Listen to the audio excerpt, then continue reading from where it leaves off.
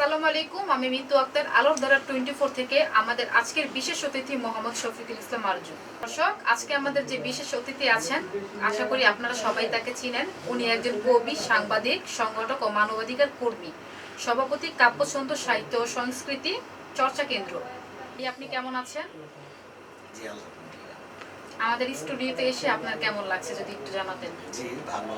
আজকে আপনাদের এই আলোর ধারা 24 নিউজে আসতে পেরে খুবই আনন্দিত এবং কৃতজ্ঞতা প্রকাশ করছি। আপনাদের ইনস্টিটিউটের যারা সংশ্লিষ্ট যারা আছেন সবার প্রতি আন্তরিক অভিনন্দন এবং শুভেচ্ছা জানাচ্ছি। ধন্যবাদ ভাইয়া। সাম্প্রতিক 21শে বইমেলে আপনার যে বইটি প্রকাশিত হয়েছে সেই বিষয়ে যদি আমাদের কিছু বলতেন। জি, আসলে আমিও খুব আনন্দিত যে এবার 21শের বইমেলায় আমার একটি একক কবিতা নিয়ে কাব্যগ্রন্থ বের হয়েছে, যেটা এই দিগন্ত নামে বইয়ের নামটা হয়েছে, প্রিন্ট হয়েছে। আসলে বইটা এবার বইমেলা আসতে পেরে এবং এটার সাথে যারা জড়িত ছিল, প্রকাশক আহমেদ রূপ এবং তার প্রকাশক হচ্ছে রুদ্রছায়া। বইটা এবারে বইমেলায় যখন এসেছে আমি আসলে খুবই আনন্দিত এবং আমার যারা পাঠক আছে বা যারা আমার শুভাকাঙ্ক্ষী আছে সবার প্রতি আমি কৃতজ্ঞ। ভাইয়া, আপনার এই লেখালেখি আসার শুরুটা কিভাবে যদি একটু বলতেন। আসলে যে কোনো মানুষের শুরুটা কীভাবে হবে এবং শেষটা কী হবে সেটা কিন্তু সে নিজেও জানে না। যখন আমি স্কুল পর্যায়ে ছিলাম তখন আমাদের একটা চর্চা ছিল যে প্রতি বৃহস্পতিবার একটা সাংস্কৃতিক অনুষ্ঠান আয়োজন করতে। তখন আমাদের ওই সাংস্কৃতিক অনুষ্ঠানে আমাদের যে পাঠের বইয়ের যে কবিতা আছে সেই কবিতাগুলি পাঠ করতাম। এর পাশাপাশি বিভিন্ন ধরনের একক অভিনয় এগুলি হতো। আসলে ওই বিষয়টা তখন অংশগ্রহণ করা এবং এই থেকেই আমার ভিতরে একটু আগ্রহের জন্ম হয় যে আসলে আমিও যদি এরকমভাবে কিছু লিখতে পারতাম। এই চিন্তা চেতনা থেকে আস্তে আস্তে লেখার প্রতি একটা আগ্রহ তৈরি হয় এবং পরবর্তীতে আমি যখন কলেজ লাইফে আসলাম এরপরেই আমার লেখালেখিটা আর একটু বিস্তর করার চেষ্টা করলাম। বা কি কারণে আপনার লেখার প্রতি আগ্রহের জন্ম?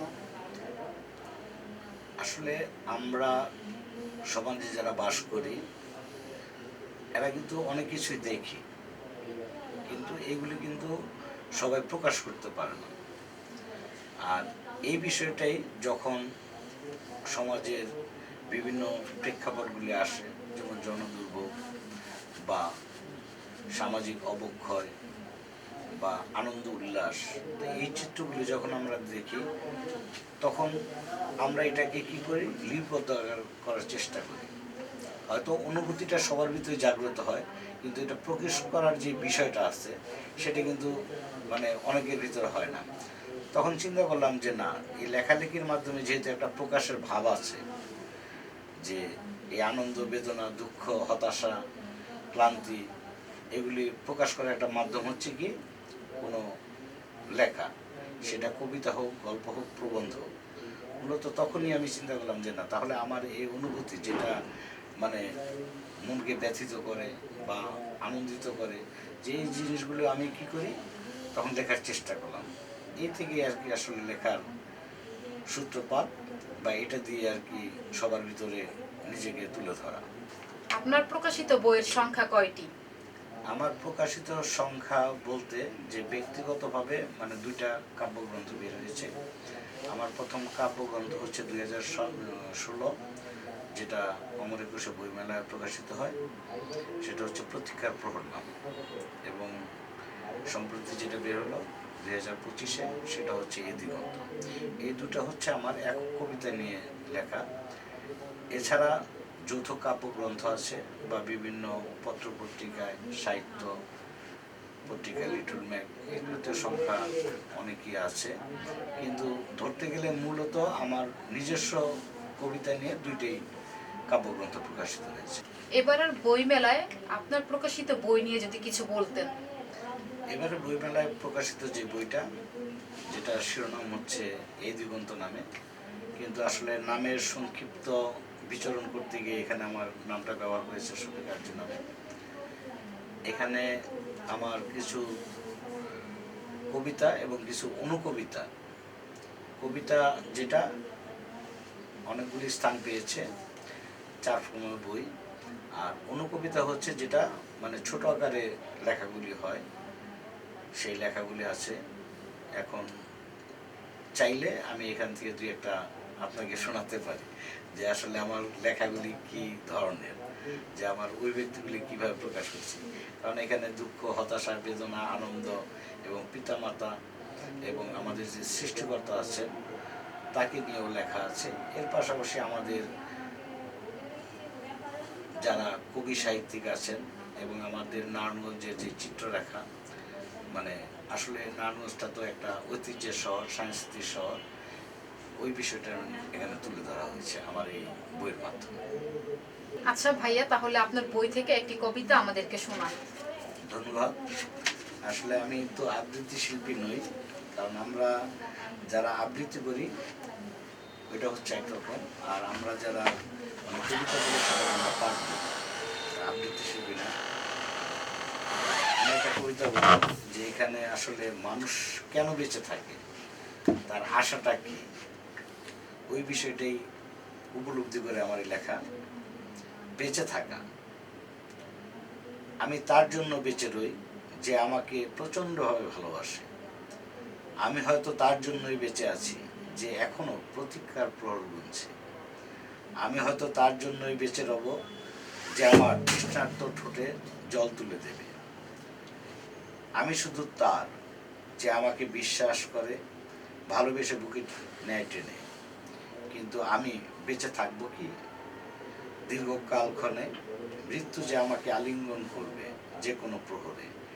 মৃত্যু যে জাত ধর্ম বর্ণ মানে না, অপেক্ষা করে না প্রহর, ভেঙে চূর্ণ করে দিয়ে ভালোবাসা কেড়ে নেয় জীবন নয়।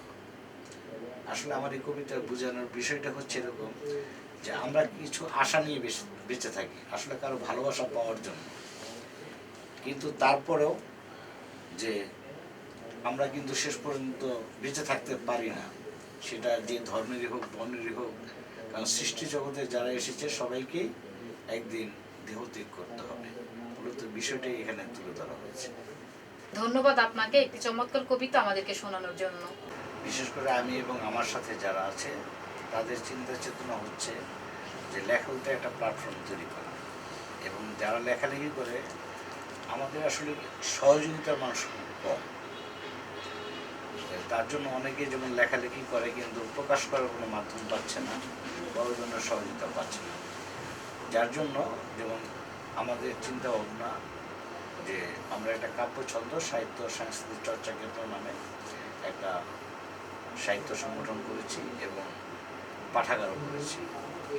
আমাদের মূল লক্ষ্যটা হচ্ছে এটা যে মানুষের ভিতরে পাঠ অভ্যাসটা তৈরি করা এবং যারা লেখালেখি করে তাদের লেখাটা প্রকাশ করা একটা মাধ্যম হিসেবে কাজ করা। এছাড়া বিভিন্ন যে বিভিন্ন জায়গাতে আমরা এরকম একটা পরিকল্পনা নিয়েছি যে প্রতিটা ওয়ার্ড হোক, থানা হোক এবং এলাকা হোক, আমরা একটা পাঠ অভ্যাসের চর্চা তৈরি করবো, যেখানে আমাদের একদিনের একটা আড্ডা থাকবে।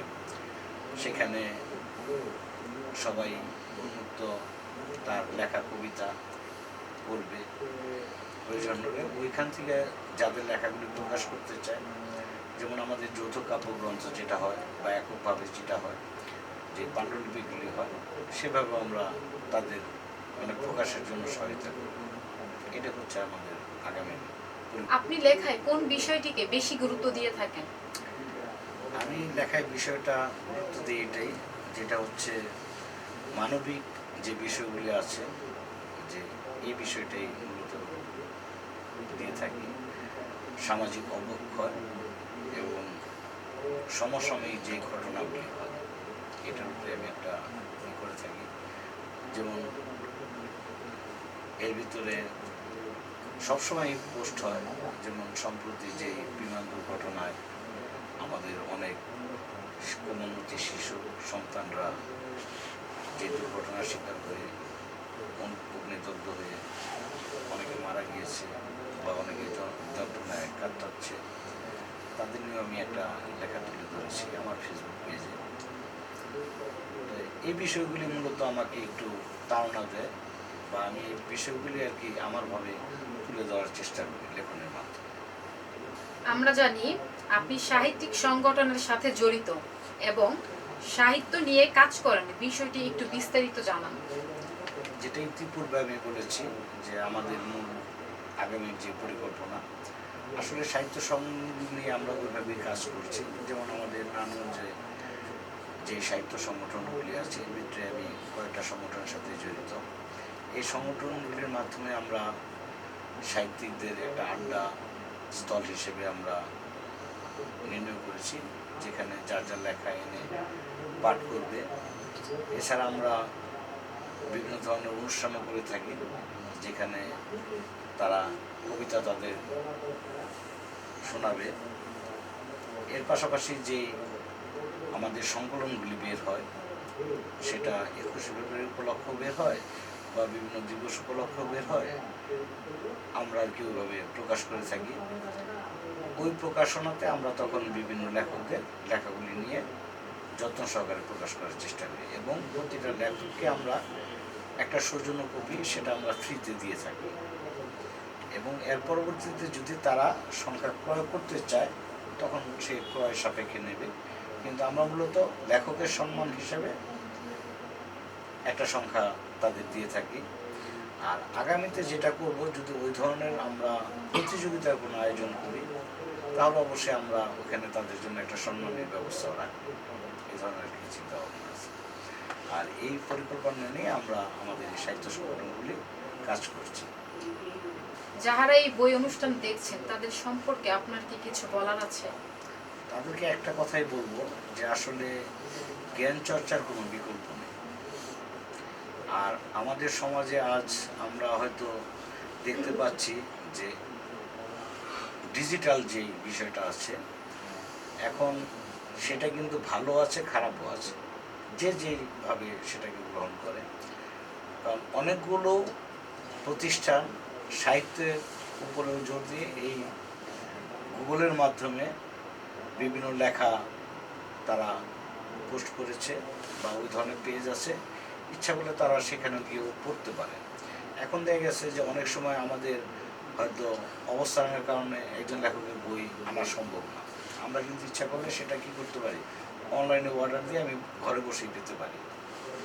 বা ওই ধরনের পেজ আছে যেখানে গিয়ে আমরা ওই বইটা না কিনেও পড়তে পারি। তা আসলে আমরা চাই যে জ্ঞান চর্চা হোক এবং শুদ্ধ চর্চা হোক, মানে জ্ঞান চর্চা করেও কিন্তু আবার তারা এটাকে মানে সঠিকভাবে ব্যবহার করছে না। কারণ আমাদের আগে এক সময় একটা কথা ছিল মানুষ হও, তখন কিন্তু আমরা এক বাক্যে সবাই বুঝতাম কি যে মানুষ হওয়া মানে আগামীর একজন ভালো কিছু হওয়া, সমাজকে আলোকিত করা, দেশকে আলোকিত করা, ঠিক না?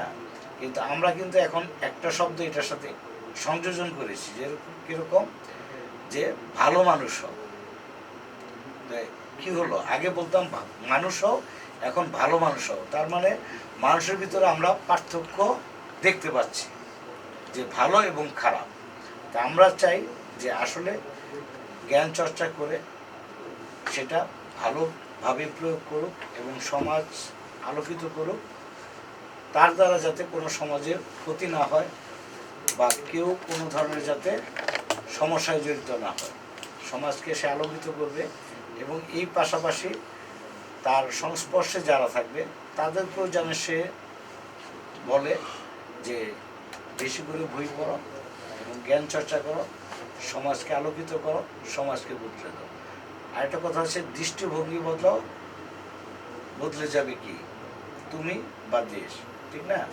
আসলে দৃষ্টিভঙ্গিটা আমাদের বদলাতে হবে কিভাবে, যে ভালো কিছুর দিকে। হ্যাঁ, আমরা নেগেটিভ চিন্তা করব, কিন্তু নেগেটিভ থেকে আমাদের পজিটিভ কিভাবে করা যায় সেটাই থাকবে আমাদের মূল লক্ষ্য এবং উদ্দেশ্য। ধন্যবাদ। ধন্যবাদ আমাদেরকে আপনার মূল্যবান সময় দেওয়ার জন্য।